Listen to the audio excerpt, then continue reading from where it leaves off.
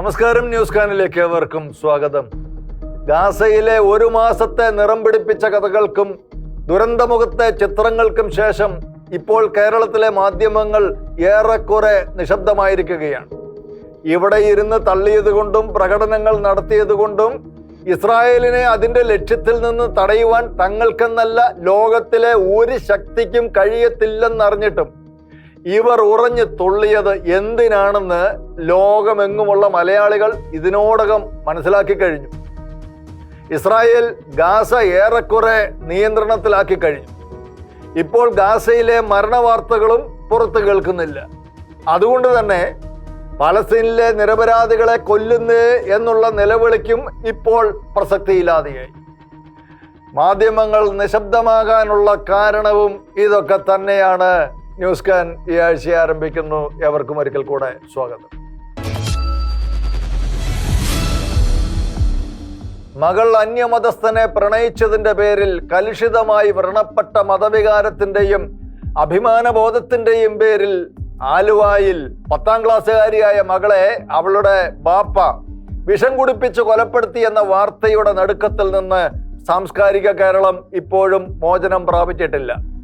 ആലുവായിലെ ആലങ്ങാട് മറിയപ്പടിയിലൂടെ കളിയും ചിരിയുമായി ഓടി നടന്ന 14-കാരിയായ ഫാത്തിമ എന്ന മകളെ അതിക്രൂരമായി കമ്പിവടി കൊണ്ടടിച്ച് മൃതപ്രായ ആക്കിയ ശേഷം ബലാത്കാരമായി കീടനാശിനി കുടിപ്പിച്ചാണ് കടുത്ത മതചിന്തകൾ കൊണ്ട് ദുരഭിമാനബാധിതനായ അവളുടെ സ്വന്തം ബാപ്പ അബീസ് അവളെ കൊന്നുകളഞ്ഞത്.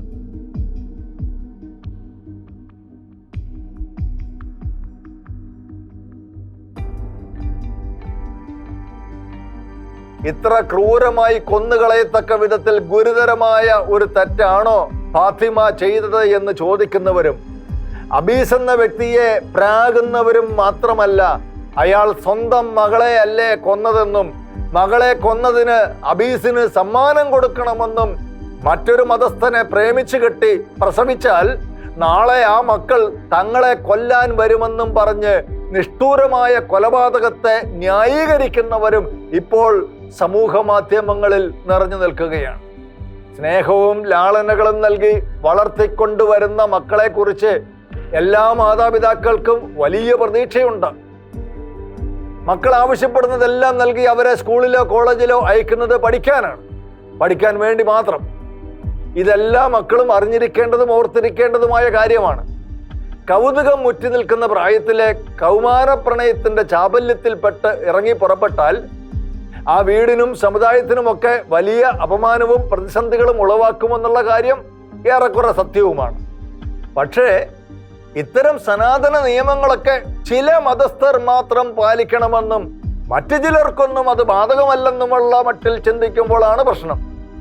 അത്തരക്കാർ അവരുടെ മതത്തിന് വെളിയിലുള്ള പെൺകുട്ടികളെ പ്രേമിക്കുകയും അടിച്ചു മാറ്റിക്കൊണ്ടുപോയി കല്യാണം കഴിച്ച് മതം മാറ്റുകയും ചെയ്യുമ്പോൾ ആ പെൺകുട്ടികളുടെയും അവരുടെ കുടുംബത്തിൻ്റെയും മതവിശ്വാസികളുടെയും വികാരങ്ങൾ വ്രണപ്പെടുമെന്നുള്ള സത്യം നിർഭാഗ്യവശാൽ അവർ ഓർക്കാറേയില്ല.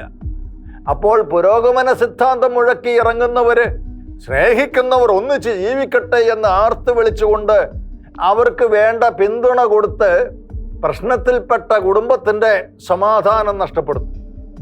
അതിന് അധികാരികളുടെയും രാഷ്ട്രീയക്കാരുടെയും അന്ധമായ പിന്തുണയും ഉണ്ടാകും.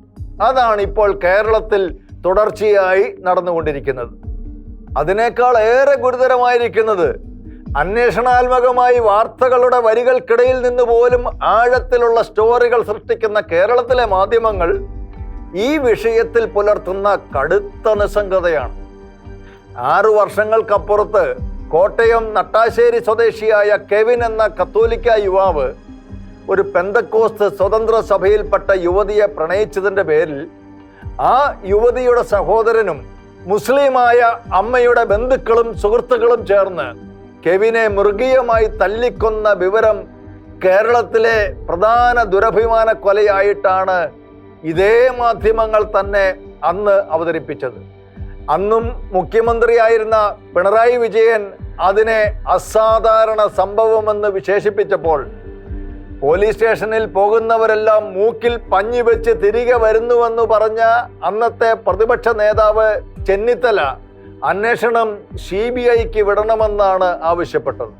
ആ ദാരുണ സംഭവത്തിലേക്ക് മതപരമായ മാനങ്ങൾ കൂടി കുത്തിക്കലർത്തി കത്തോലിക്ക സഭയിൽ ദുരഭിമാനക്കൊല എന്നൊരു ഓമന പേരുമിട്ടാണ് കേരളത്തിലെ പ്രമുഖ ചാനലുകൾ ചർച്ചയും സംവാദങ്ങളും ഒരുക്കി പ്രൈം ടൈമിന് കൊഴുപ്പ് കൂട്ടിയത്.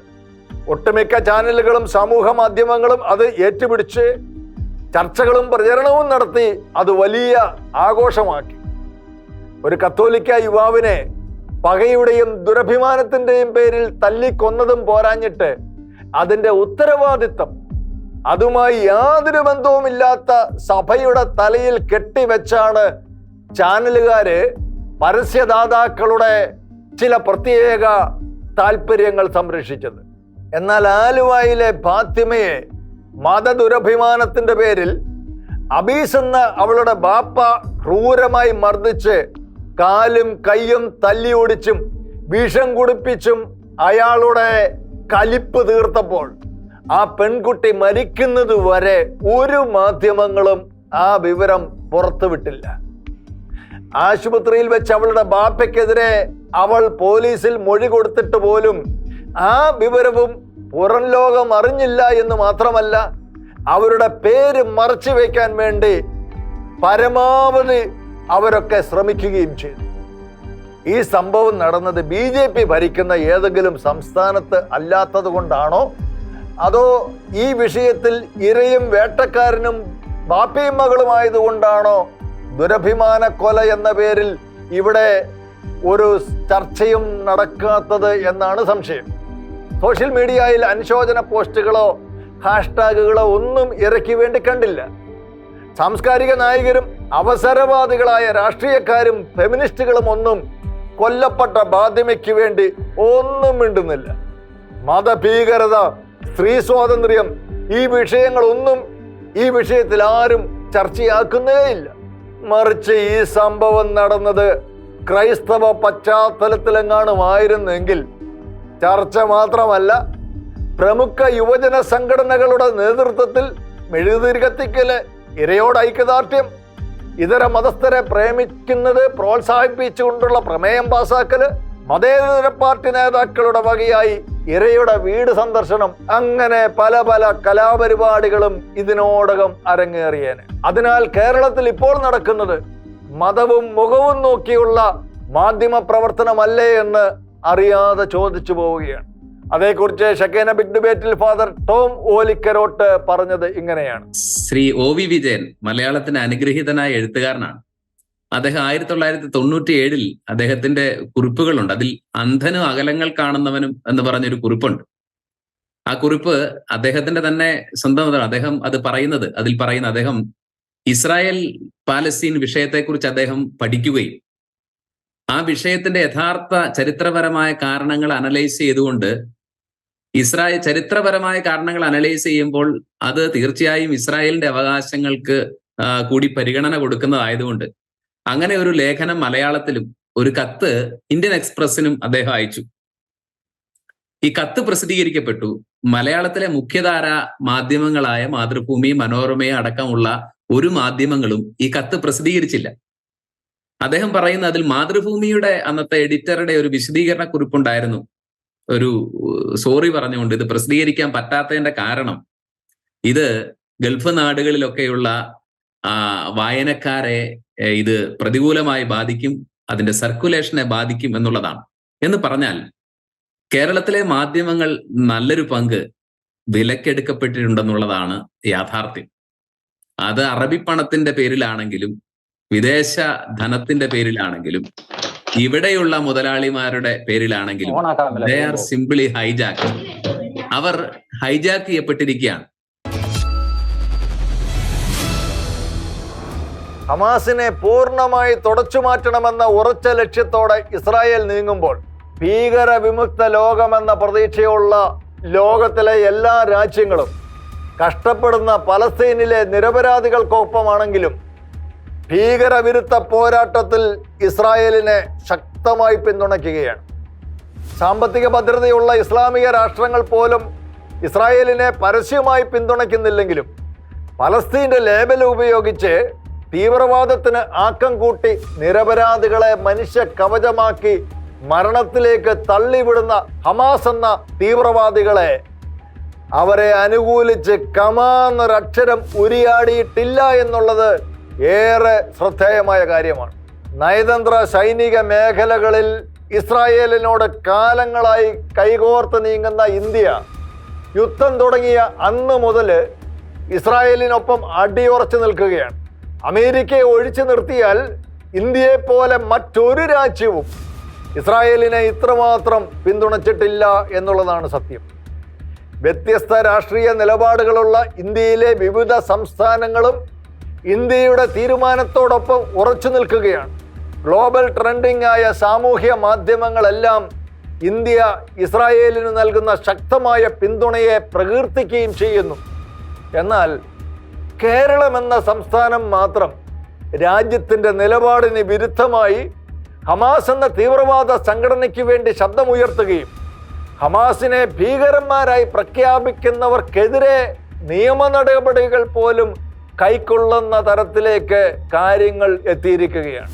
സ്വന്തം സഹോദരങ്ങൾക്ക് ദുരിതം മാത്രം ഉണ്ടാക്കി വെക്കുന്ന ഹമാസിന് വേണ്ടി മുതലക്കണ്ണീരൊഴുക്കുന്ന കേരളത്തിലെ ഇത്തരം അരാജകവാദികളുടെ കാപട്യങ്ങളെ പൊളിച്ചടുക്കിക്കൊണ്ട് ദീപിക ദിനപത്രം എഴുതിയ മുഖപ്രസംഗം വലിയ കയ്യടിയാണ് സമൂഹത്തിൽ നേടിയിരിക്കുന്നത്.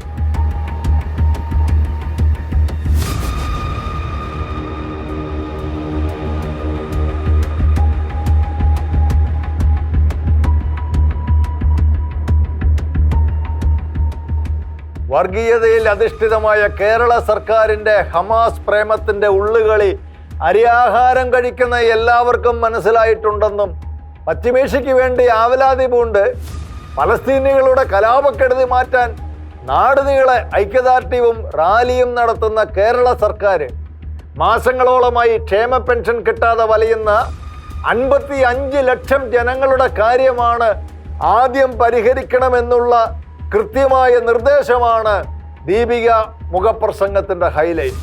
സർക്കാരിന് നെല്ല് നൽകിയ ആയിരക്കണക്കിന് കർഷകർ അതിൻ്റെ പണം കിട്ടാതെ അലയുമ്പോഴും വിലയിടിവിൻ്റെ കാര്യത്തിൽ ഇനിയും പരിഹാരം കാണാത്ത റബ്ബർ കർഷകർ നിരാശരായി കഴിയുമ്പോഴും ചെയ്യുന്ന ജോലിയുടെ ശമ്പളവും ചെയ്ത ജോലിയുടെ പെൻഷനും കിട്ടാതെ ആയിരക്കണക്കിന് KSRTC ജീവനക്കാരും ആദിയോടെ സമരം ചെയ്യുമ്പോഴും അതെല്ലാം സർക്കാർ കണ്ടില്ലെന്ന് നടിക്കുകയാണ്.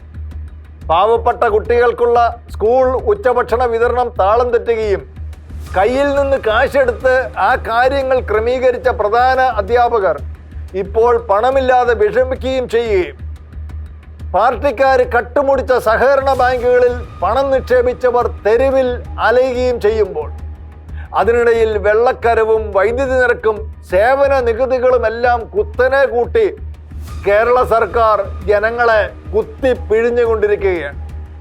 ഈ പച്ച പരമാർത്ഥങ്ങൾ വടിവത്ത ഭാഷയിൽ ദീപികയുടെ മുഖപ്രസംഗത്തിൽ വ്യക്തമാക്കിയിരിക്കുകയാണ്. കാരുണ്യ പദ്ധതിയുമായി ബന്ധപ്പെട്ട് കുടിശ്ശികയായി കിടക്കുന്ന 100 കോടി രൂപ കിട്ടിയില്ലെങ്കിൽ പദ്ധതിയിൽ നിന്ന് പിന്മാറുമെന്ന് സ്വകാര്യ ആശുപത്രികൾ ഭീഷണി മുഴക്കിയിരിക്കുകയാണ്. കേരളത്തിൻ്റെ പൊതുകടം 3.90 ലക്ഷം കോടിയിലെത്തിയപ്പോൾ റിസർവ് ബാങ്ക് തന്നെ പറഞ്ഞു കേരളം അപകടകരമായ നിലയിലെത്തിയെന്ന്.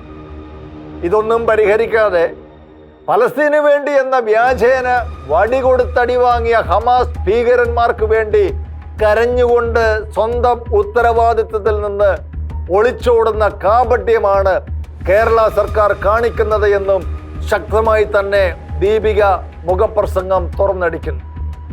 ആദ്യം സ്വന്തം ജനങ്ങളെ രക്ഷിക്കുക, അതിനുശേഷം പശ്ചിമേഷ്യൻ ജനതയ്ക്ക് നീതി നടപ്പാക്കി കൊടുക്കുക എന്ന് വ്യക്തമാക്കിയ ദീപികയുടെ ചാട്ടയടി തക്ക സമയത്ത് തന്നെ ആയിരുന്നുവെന്ന് പറയാതെ തരമില്ല. മാതൃഭൂമി ചർച്ചയിൽ സംസാരിച്ച പ്രമുഖ രാഷ്ട്രീയ നിരീക്ഷകൻ അഡ്വക്കേറ്റ് ജയശങ്കർ ദീപികയുടെ മുഖപ്രസംഗത്തെക്കുറിച്ച് പറഞ്ഞത് രാഷ്ട്രീയ പാർട്ടികളുടെയും സർക്കാരിൻ്റെയും ഇരട്ടത്താപ്പുകൾ തുറന്നു കാണിക്കാൻ ആർജവമുള്ള ഒരേ ഒരു പത്രം ദീപിക മാത്രമാണെന്നായിരുന്നു. അതിന് യാതൊരു മാറ്റവുമില്ല. രണ്ടാമത്തെ കലാപരിപാടി എന്ന് പറഞ്ഞാൽ ഹമാസ് ഐക്യദാർഢ്യ സമ്മേളനങ്ങളാണ്. ഈ 7-ാം തീയതി നവംബർ 7-ാം തീയതി ദീപിക പത്രം വളരെ രൂക്ഷമായ ഭാഷയിൽ ഇതേക്കുറിച്ച് ഒരു മുഖപ്രസംഗം എഴുതിയിട്ടുണ്ട്. അത് കണ്ടില്ലെങ്കിൽ കാണുക. ഈ പരിപാടി കാണുന്ന എല്ലാവരെയും ഞാനത് വായിക്കാനായിട്ട് ആഹ്വാനം ചെയ്യുക. അതുപോലെ KSRTC, റബ്ബർ കർഷകരുടെ ബുദ്ധിമുട്ട്, നെൽ കർഷകരുടെ പ്രയാസം, കടം വർദ്ധിച്ച് നിത്യനിദാന ചടങ്ങുകൾക്ക് പോലും പണമില്ലാതാവുന്ന അവസ്ഥ വളരെ ശക്തമായ ഭാഷയിൽ മുന്നറിയിപ്പ് നൽകുന്നു. ഒരുപക്ഷെ ദീപികയ്ക്കല്ലാതെ ഒരു പത്രത്തിനും ഇങ്ങനെ എഴുതാൻ പറ്റുകയില്ല. കാരണം ബാക്കി പത്രങ്ങളൊക്കെ ഹമാസിനെ കുറിച്ച് എന്താണ് അഭിനന്ദനപരമല്ലാതെ എന്തെങ്കിലും എഴുതി കഴിഞ്ഞാൽ അത് നമ്മുടെ സർക്കുലേഷനെ ബാധിക്കുമോ അല്ലെങ്കിൽ നമ്മുടെ വ്യൂവർഷിപ്പിനെ ബാധിക്കുമോ എന്ന് ഭയപ്പെടുന്നവരാണ്. ദീപികയ്ക്ക് അങ്ങനെയുള്ള ഭയമില്ല എന്നുകൊണ്ട് മനസ്സിലാക്കുക. ലോകത്തിൽ പലയിടത്തും സമ്പന്ന മുസ്ലിം രാഷ്ട്രങ്ങളുടെ മേൽക്കോയ്മ നിമിത്തം ആഭ്യന്തര കലാപത്താൽ മുസ്ലിമുകൾ പീഡനം അനുഭവിച്ചിട്ടുണ്ട്. ഇറാനിലെ സ്ത്രീകൾ ഹിജാബ് വിഷയത്തിൽ ക്രൂരമായി പീഡിപ്പിക്കപ്പെടുമ്പോഴും കശാപ്പ് ചെയ്യപ്പെടുമ്പോഴും അപ്പോഴൊന്നും ഉണ്ടാകാത്ത CPM-ന്റെ ഇസ്ലാമിക പ്രേമം കടുത്ത സംശയങ്ങൾ ഉളവാക്കുക തന്നെയാണ്. പൊതുജനങ്ങൾ പലതവണ ചോദിച്ച അത്തരം ചോദ്യങ്ങൾക്ക് ഉത്തരം വ്യക്തമാക്കിയ എഴുത്തുപലക തന്നെയായിരുന്നു ദീപികയുടെ ആ മുഖപ്രസംഗം. തീവ്രവാദത്തോട് മൃദു സമീപനം വെച്ച് പുലർത്തുന്ന ഏതാനും ഇസ്ലാമിക രാജ്യങ്ങളും അധികാരക്കൊതിയന്മാരായ ചില രാഷ്ട്രീയ കോമരങ്ങളുമല്ലാതെ ലോകത്ത് വേറെ ആരും ഹമാസിനെ വാഴ്ത്തിപ്പാടാൻ മെനക്കെട്ടിട്ടില്ല. മറിച്ച് ആഗോള ഭീകരതയെ ചെറുത്ത് ഇല്ലാതാക്കണമെന്ന് ബോധ്യമുള്ള രാജ്യങ്ങളെല്ലാം ഹമാസ് ഇസ്രായേൽ പോരാട്ടത്തിൽ ഇസ്രായേലിനൊപ്പം നിൽക്കുകയാണ് ചെയ്യുന്നത്. വാടി കൊടുത്ത് ഹമാസ് ഭീകരന്മാർ വാങ്ങിക്കൂട്ടുന്ന തിരിച്ചടികളെ മാത്രം പ്രചണ്ഡമായി പൊക്കിപ്പിടിച്ച് മാനവികതയെ മറയാക്കി ഇസ്ലാമിസ്റ്റുകൾക്ക് വേണ്ടി മാത്രം ഇരവാദങ്ങളും കരച്ചിലുകളും നടത്തുന്നത് കേരളത്തിൽ ഒരു ട്രെൻഡായിട്ട് മാറിയിരിക്കുകയാണ്. ലോകത്തിലെ വിവിധ രാജ്യങ്ങളിൽ ക്രൈസ്തവരും ചിലയിടങ്ങളിൽ ഹൈന്ദവരും ഇസ്ലാമിക ഭീകരന്മാരാൽ അതിക്രൂരമായി പീഡിപ്പിക്കപ്പെടുകയും കൊല ചെയ്യപ്പെടുകയും നാടുകടത്തപ്പെടുകയും ചെയ്യുമ്പോൾ അതെല്ലാം മനഃപൂർവ്വമായി അവഗണിച്ച് വടിപ്പശക്കുപ്പായത്തിനുള്ളിൽ മതേതര പുണ്യവാളന്മാരും പുരോഗമന വിപ്ലവകാരികളും ചമഞ്ഞു നടക്കുന്ന ഈ കൂട്ടര് പലസ്തീൻ്റെ പേര് പറഞ്ഞ് ഇസ്ലാമിക ഭീകരതയ്ക്ക് വേണ്ടി മാത്രം റാലി നടത്തിയും വേദികെട്ടിയും കോറസായി കരഞ്ഞ് നിലവിളിക്കുന്നതാണ് ഇപ്പോഴത്തെ ഒരു പതിവ്. സ്വന്തം വീട്ടിലെ പ്രശ്നങ്ങൾ പോലും പരിഹരിക്കാതെ നാട്ടുകാർക്ക് മുമ്പിൽ നാണം കെട്ട് നടക്കുന്നവനും ആളാകാനും ഇസ്ലാമിക സമുദായത്തിന്റെ കണ്ണിലുണ്ണിയായി മാറാനും നടത്തുന്ന ഹമാസ് പ്രേമവും പലസ്തീൻ ഐക്യദാർഢ്യവും വോട്ട് ബാങ്ക് പ്രീണനത്തിന്റെ ആ രാഷ്ട്രീയത്തിന്റെ അറപ്പുളവാക്കുന്ന കാഴ്ചയാണ് ഇന്ന് കേരളത്തിൽ കണ്ടുകൊണ്ടിരിക്കുന്നത്. ഈ വിഷയം ഷെക്കേന ബിഗ് ഡിബേറ്റ് ചർച്ച ചെയ്തപ്പോൾ അഡ്വക്കേറ്റ് ഷെവലിയർ VC സെബാസ്റ്റ്യനും ഫാദർ ടോം ഓലിക്കരോട്ടും പറയുന്നത് കേൾക്കുക. കേരളത്തില് ഭീകരവാദത്തിന്റെ കേന്ദ്രങ്ങൾ ഉണ്ട്, സ്ലീപ്പിംഗ് സെല്ലുകൾ ഉണ്ട് എന്ന് പറഞ്ഞത് ഗിലോൻ മാത്രമാണോ? ലോകരാഷ്ട്ര സംഘടന തന്നെ പറഞ്ഞിട്ടുണ്ട്, UN പറഞ്ഞിരിക്കുകയാണ് കേരളത്തിലെ ഭീകര പ്രസ്ഥാനങ്ങളെ സ്ലീപ്പിംഗ് സെല്ലുകൾ ഉണ്ടെന്ന് രേഖകൾ സഹിതം 2023 ജൂലൈ മാസം 6-ാം തീയതി UN തന്നെ പറഞ്ഞിട്ടുണ്ട്. ഇനി UN-ലേക്ക് എന്തിനാ പോകുന്നത്?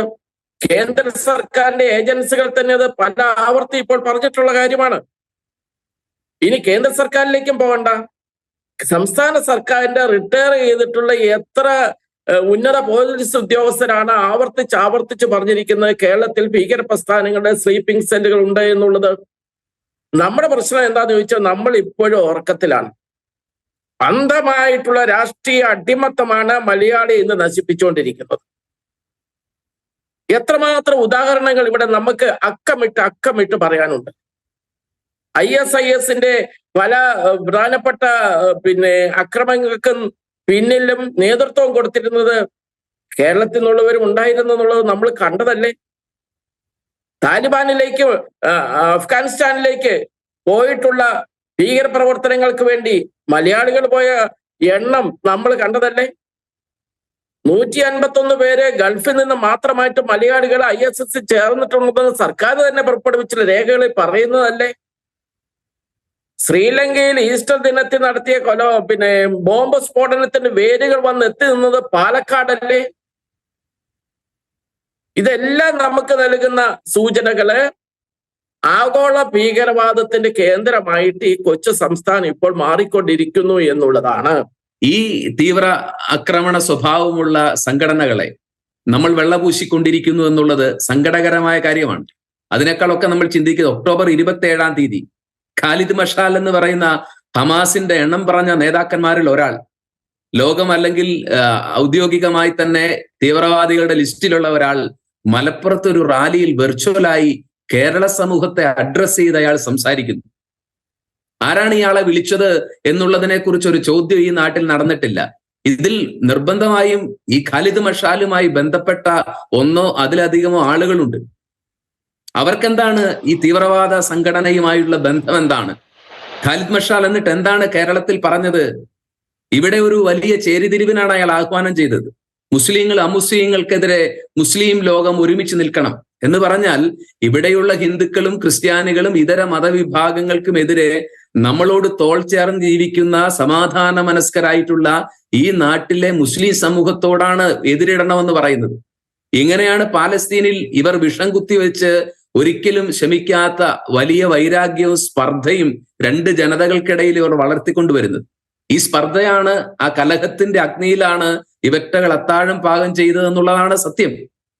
അപ്പോൾ ഇത്തരം ആളുകൾ ഇന്ന് നമ്മുടെ നാട്ടിൽ കേരളത്തിൽ ഒരു പൊതുസമൂഹത്തോട് അഡ്രസ് ചെയ്യാനും തക്കവിധം, തീവ്രവാദികൾക്ക് അഡ്രസ് ചെയ്യാൻ തക്കവിധം അന്തരീക്ഷം ഒരുക്കി കൊടുക്കുന്നു എന്ന് പറയുന്നതാണ് ഏറ്റവും വലിയ അപകടം. പതിറ്റാണ്ടുകളായി നടക്കുന്ന സൗദി യമൻ പോരാട്ടത്തിൽ കുട്ടികളടക്കം ലക്ഷക്കണക്കിന് ആളുകൾ മരിച്ചിട്ടുണ്ടെന്നാണ് വിവരം. അതൊന്നും ഈ കപട മതേതരവാദികൾ ഒന്നും അറിഞ്ഞ മട്ടില്ല. ഏറെക്കുറെ 1 നൂറ്റാണ്ട് മുമ്പ് അർമേനിയയിലെ ക്രൈസ്തവരെ കൊന്നും കൊള്ളയടിച്ചും തുർക്കികൾ നടത്തിയ നരനായാട്ട് കുപ്രസിദ്ധമാണ്. ഇപ്പോഴും അവിടെ മുസ്ലിം ക്രിസ്ത്യൻ സംഘർഷം കെട്ടടങ്ങിയിട്ടില്ല എന്നുള്ളത് ഉറപ്പിച്ചുകൊണ്ട് തുർക്കിയുടെ ഓശാരം പറ്റി അസർബൈജാൻ എന്ന ഇസ്ലാമിക രാഷ്ട്രം അർമേനിയയിലെ നാഗോർണോ കാരാബാക്ക് മേഖലയിൽ താമസിക്കുന്ന 1,20,000-ഓളം ക്രൈസ്തവരെ ക്രൂരമായി പീഡിപ്പിച്ച് ഓടിക്കുന്നത് തുടർന്നുകൊണ്ടിരിക്കുകയാണ്. അവിടെയും സ്ത്രീകളെയും കുട്ടികളെയും പീഡിപ്പിച്ചും കൊന്നുകളഞ്ഞും ഏകപക്ഷീയമായ ആക്രമണങ്ങൾ അഴിച്ചുവിടുന്നത് മുസ്ലിം മതവിഭാഗത്തിൽപ്പെട്ടവരാണ്. ഈ വിവരം റിപ്പോർട്ട് ചെയ്യാനോ ചർച്ചയാക്കാനോ അന്തർദേശീയ മാധ്യമങ്ങളല്ലാതെ കേരളത്തിലെ ഒരു മാധ്യമങ്ങളും തയ്യാറായിട്ടില്ല. അർമേനിയൻ ക്രൈസ്തവർക്ക് വേണ്ടി സമ്മേളനം നടത്തിയാൽ മതേതരം പുഷ്പിക്കുന്നില്ലെന്നുണ്ടോ ആവോ? 100,000-ഓളം കാശ്മീരി പണ്ഡിറ്റുകൾ ഇസ്ലാമിക തീവ്രവാദികളാൽ അവിടെ കൊല്ലപ്പെടുകയും ആട്ടിപ്പായിക്കപ്പെടുകയും ചെയ്തപ്പോൾ അന്ന് കാശ്മീരി പണ്ഡിറ്റുകൾക്ക് വേണ്ടി കരയാനോ റാലി നടത്താനോ ഇവിടെ ആരെയും കണ്ടിരുന്നില്ല. ഇനിയും പരിഹരിക്കപ്പെടാത്ത അവരുടെ പുനരധിവാസത്തെക്കുറിച്ച് ഉരിയാടാൻ ഇല്ല. ഇവിടെ ഒരു മതേതരനുമില്ല. സമ്പൂർണ്ണ ക്രൈസ്തവ രാഷ്ട്രമായിരുന്ന ലെബനോനിലേക്കും ക്രൈസ്തവ ഭൂരിപക്ഷ രാജ്യമായിരുന്ന ഈജിപ്തിലേക്കും അഭയാർത്ഥികളായി വന്നവർ കാലക്രമത്തിൽ അധികാരം പിടിച്ചെടുത്ത് തദ്ദേശീയ ക്രിസ്ത്യാനികളെ ക്രൂരമായി കൊന്നപ്പോഴും ഇവിടെ ആരും അവരെ പിന്തുണച്ചു കണ്ടില്ല. തുർക്കിയിലെ ക്രൈസ്തവ ദേവാലയമായിരുന്ന ഹഗിയ സോഫിയ ബലാത്കാരമായി പിടിച്ചെടുത്ത് മോസ്കാക്കി മാറ്റിയപ്പോഴും അവിടുത്തെ ക്രൈസ്തവർ ക്രൂരമായി പീഡിപ്പിക്കപ്പെട്ടപ്പോഴും ബലാത്കാരത്തെ ന്യായീകരിച്ചതല്ലാതെ ക്രൈസ്തവർക്ക് വേണ്ടി ആരും ഒന്നും ഇവിടെ മൊഴിഞ്ഞിട്ടില്ല. മൗറീഷ്യസിലും ഫിജിയിലുമൊക്കെ ഹൈന്ദവർ ഇടയ്ക്കിടെ പീഡിപ്പിക്കപ്പെടും. ഇതൊക്കെ ഇന്നലകളിൽ ലോകത്തരങ്ങേറിയ മനുഷ്യ പീഡനങ്ങളാണ്.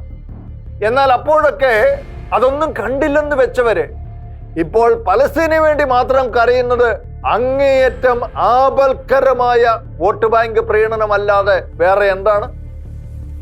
അങ്ങേയറ്റം നിഗൂഢമായ സ്ഥാപിത താല്പര്യങ്ങൾ മാത്രം മുൻനിർത്തി കപട രാഷ്ട്രീയക്കാർ അധികാരത്തിന് വേണ്ടി നടത്തുന്ന വില കുറഞ്ഞ മൂന്നാംകിട നാടകങ്ങളാണ് ഈ ഐക്യദാർഢ്യമെന്ന് ആർക്കാണ് ഇനിയും മനസ്സിലാക്കാത്തത്? ആഗോള വ്യാപകമായി ഒരിടത്തും യുദ്ധങ്ങൾ മനുഷ്യർക്ക് സ്വസ്ഥത നൽകിയിട്ടില്ല. 1 മാസം പിന്നിടുന്ന ഹമാസ് ഇസ്രായേൽ യുദ്ധവും അങ്ങനെ തന്നെയാണ്. അപരനെ സഹിഷ്ണുതയോടെ ഉൾക്കൊള്ളാൻ കഴിയാത്ത മതബോധനങ്ങൾ അഹന്തകൾക്ക് വഴിമാറുമ്പോൾ ഏത് വിധേനയും കലാപങ്ങളും രക്തച്ചൊരിച്ചിലുകളുമായി മറ്റുള്ളവരെ ഭയപ്പെടുത്തി മേൽക്കോയ്മകൾ സ്ഥാപിക്കണമെന്ന് തോന്നുന്നത് സ്വാഭാവികമാണ്. കലാപം മാത്രം തിന്നും കുടിച്ചും ജീവിക്കുന്നവർക്ക് ഇരുകാലി മൃഗങ്ങൾക്ക് അടി മേടിക്കുന്നതിന് തൊട്ട് മുമ്പ് തോന്നുന്ന ഒരുതരം വിഭ്രാന്തി മാത്രമാണ് അവരെ സംബന്ധിച്ചിടത്തോളം തീവ്രവാദം. ലോകത്തൊരിടത്തും തീവ്രവാദം വിജയിച്ചിട്ടില്ല. എന്നാൽ ഒളിപ്പോരുകളായും ചതിപ്രയോഗങ്ങളായും തുടരുന്ന തീവ്രവാദം നിരപരാധികളെ കൂടെ മറയാക്കി മരണത്തിലേക്ക് തള്ളിവിട്ട് സമാന ചിന്താഗതിക്കാരുടെ പിന്തുണ നേടി സത്യത്തെയും നീതിയെയും നോക്കി പല്ലിളിക്കുന്നുവെന്നതിൻ്റെ മറ്റൊരു ദൃഷ്ടാന്തമാണ് ഹമാസ് ഇസ്രായേൽ യുദ്ധം.